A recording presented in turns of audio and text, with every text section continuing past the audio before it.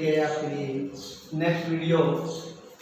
अपने संकुलन क्षमता प्रतिशत पढ़ रहे थे, संकुलन क्षमता प्रतिशत पढ़ रहे थे, तो दो पढ़ चुके अपने एससीसी,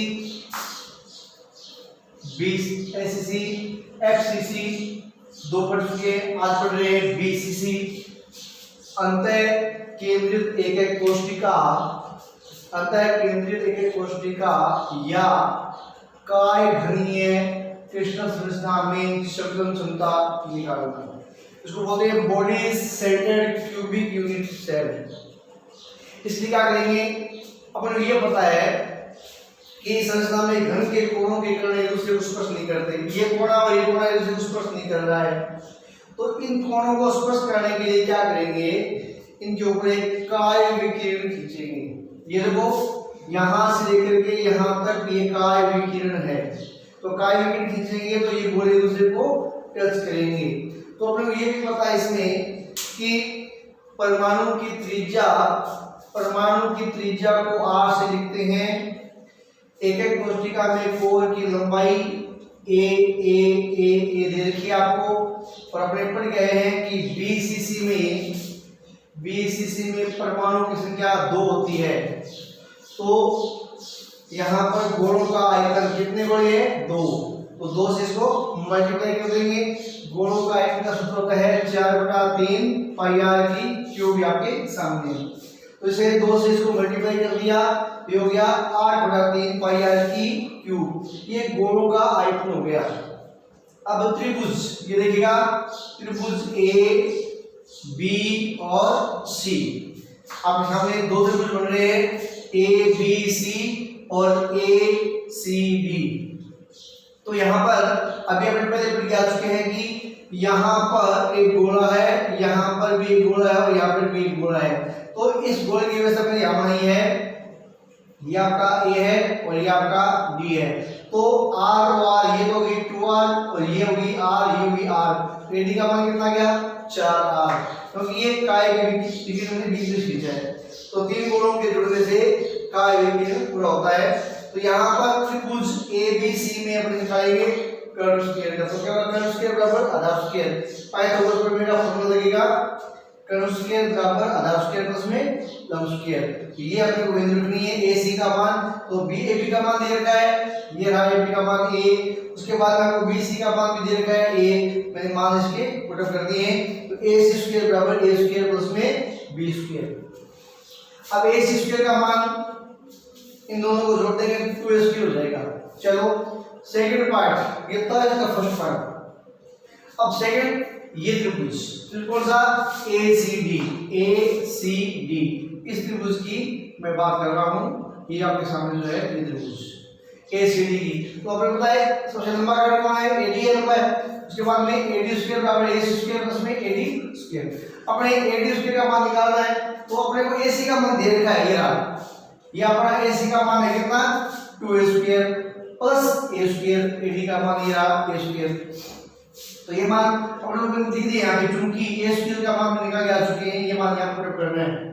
उसके बाद में एडी स्क्वायर बराबर 3a स्क्वायर, इसको जोड़ेंगे तो 3a स्क्वायर मिलेगा। एडी का मान निकालेंगे तो a√3, समीकरण नंबर 1 याद रखना है, समीकरण नंबर 1। क्योंकि आपको पता है कि एडी का मान कितना है, 4r, तो मेरा r 2r और r, एडी का मान 4, तो एडी का मान समीकरण 1 में रखना है, यहाँ पर रखना है।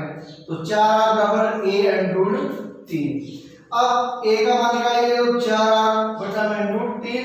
तो घन का आयतन निकालना है, तो भुजा की क्यूब, यानी अपने पास भुजा क्या है, a का क्यूब, a की वैल्यू अपनी आ चुकी है, तो 4r√3 को क्यूब कर देंगे इसका, तो खोलेंगे तो आएगा 64r की क्यूब 3√3। अपने पास दो चीज आ गई, दो ही चीज चाहिए, गोलों का घेरा गया आयतन और घन का आयतन, दोनों का क्या कर देंगे, डिवाइड।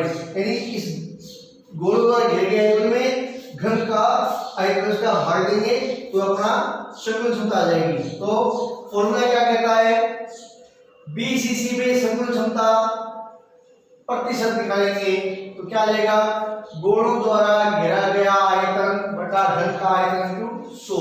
तो मान अपना 8 और 3 पाई आर की क्यूब बटा 64 आर की क्यूब इंटू 3 इंटू 3। अब इंटू 100 हो जाएगा, काटेंगे आएगा 68%।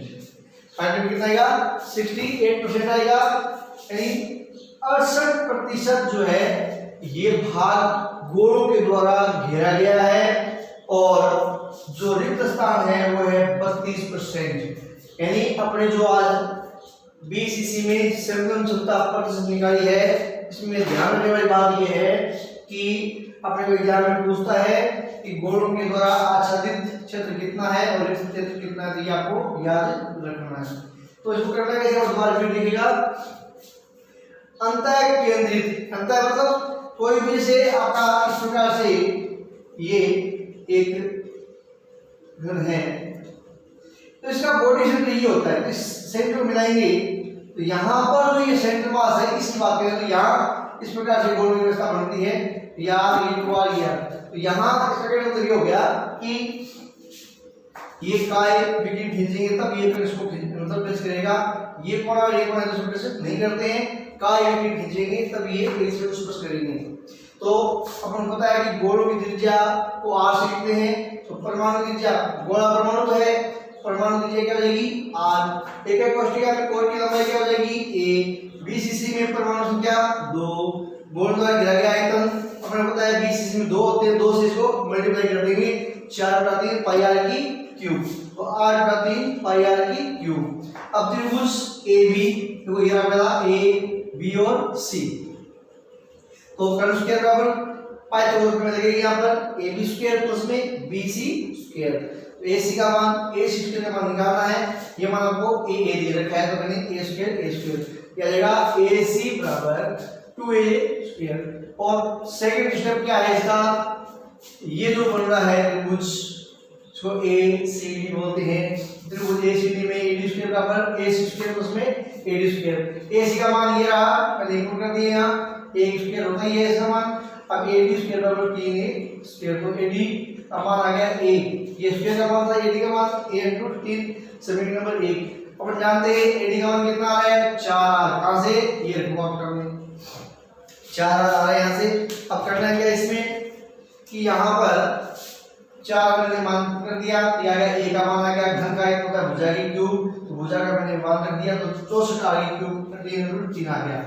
बीसीसी में शकुन क्षमता कितनी आती है, बीसीसी में शकुन क्षमता निकालनी है, सब फॉर्मूला है, गोलों द्वारा घेरा गया है तो बटा में घन का कुल आयतन 100, तो ये मल्टीप्लाई 100% में आ जाएगा, इसका मान रखेंगे ये कट के पास 68% आ जाएगा।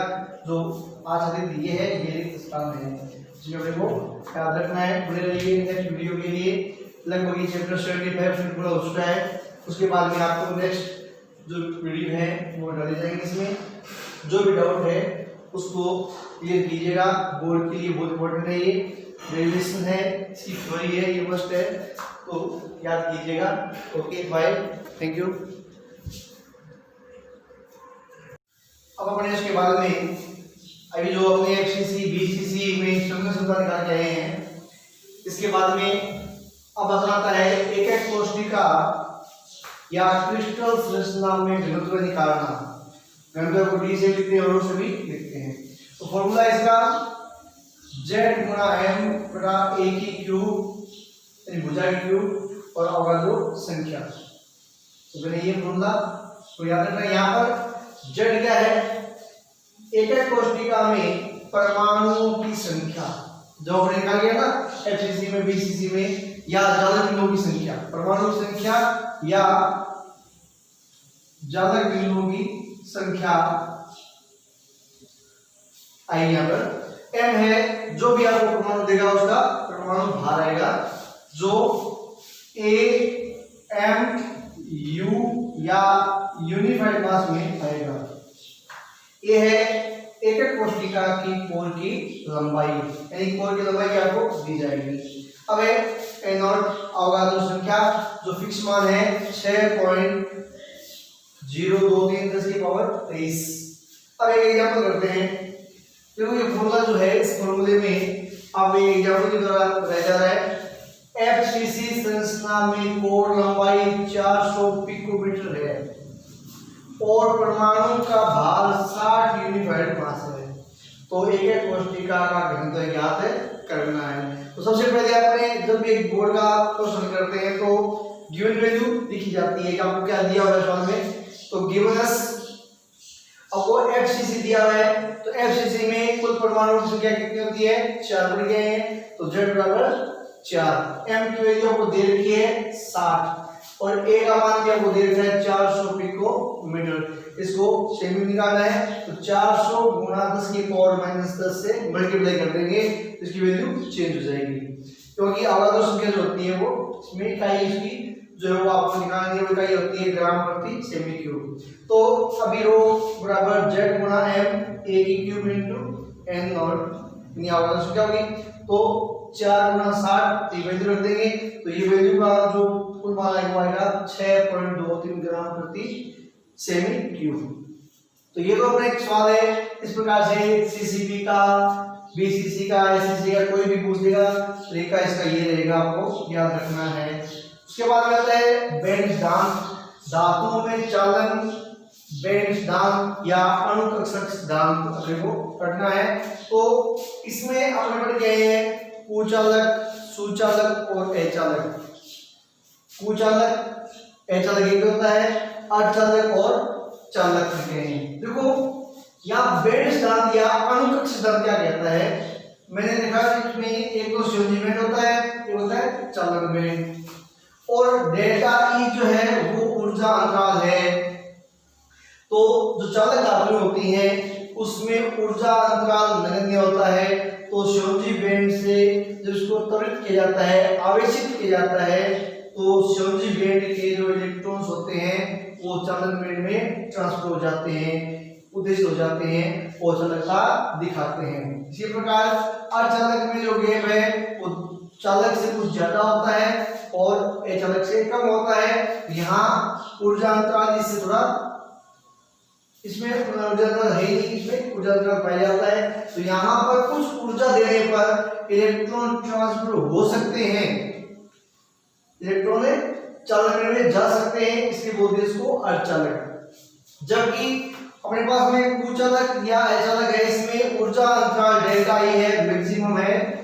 ऊर्जा अंतराल अधिक होने के कारण इलेक्ट्रॉन्स को जो आवेशित, संयोजी बैंड को जो आवेशित किया जाता है तो इलेक्ट्रॉन त्वरित होकर, आवेशित होकर इसमें छलांग नहीं लगा सकते हैं। इसको बोल दिया कुचालक या अर्धचालक, ये अपना बैंड सिद्धांत है। उसके बाद अपने दो और पढ़ते हैं कि अर्धचालक दो प्रकार के होते हैं। अर्धचालक दो प्रकार के होते हैं, पी प्रकार का अर्धचालक और एन प्रकार का अर्धचालक। याद रखना है, भूलना नहीं है। तो छोटी सी बात याद रखनी है आपको कि ये अर्धचालक किस प्रकार से काम आते हैं, तो सामने देखिएगा। यहां पर बात करते हैं एन टाइप अर्धचालक। क्या होता है एन टाइप अर्धचालक में जो आपके अर्धचालक होते हैं सामान्य अवस्था में ये चालकता नहीं दिखाते हैं, तो इनमें बाहर से अशुद्धि मिलाई जाती है, बाहर से अशुद्धि मिलाई जाती है। अशुद्धि जो मिलाते हैं उसको बोलते हैं अपमिश्रण। क्या बोलते हैं? अपमिश्रण बोलते हैं, या बोलते हैं इसको डोपिंग।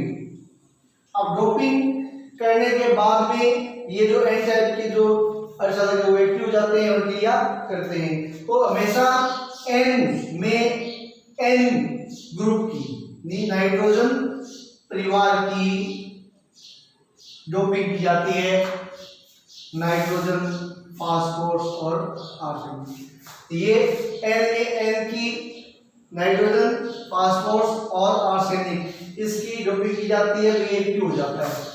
इसी प्रकार जो पी टाइप है आपका अर्धचालक है, इसमें अपने को डोपिंग की जाती है किसकी? 13वें वर्ग की। किसकी?